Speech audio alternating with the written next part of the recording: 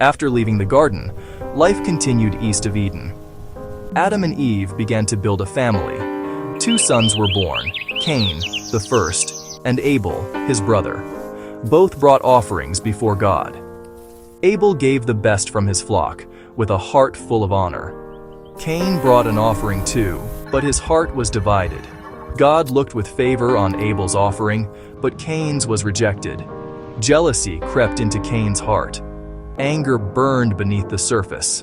God spoke gently to him, warning that sin was waiting at the door, desiring to control him, but Cain was responsible to master it.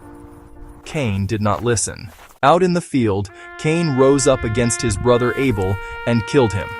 When God asked, "Where is your brother?" Cain answered with a hardened heart, "Am I my brother's keeper?" But Abel's blood cried out from the ground. God pronounced consequences.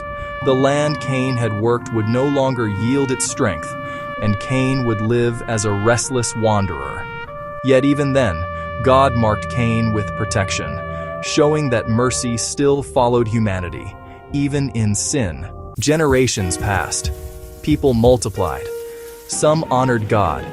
Others embraced violence, pride, and corruption. One man stood out. His name was Noah. Noah walked with God in a world that had forgotten him. The earth had become filled with violence. Human hearts were consumed with evil. God grieved over what humanity had become. So God spoke again, this time with sorrow. A flood would cleanse the earth, but mercy would remain. God instructed Noah to build an ark, a massive vessel of salvation.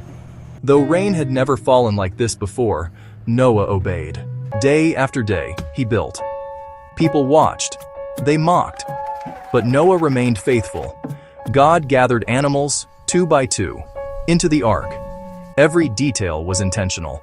Nothing was rushed. Nothing was accidental. When the time came, Noah, his family, and every living creature God had chosen entered the ark. Then God himself shut the door. The rains began. The fountains of the deep burst open. Waters rose higher and higher, covering the earth. Everything outside the ark perished, but inside life was preserved. For 40 days and 40 nights the flood continued. Judgment fell, but mercy floated above the waters. This was not just destruction, it was preparation for renewal, and the same God who judged the earth was the God who remembered Noah.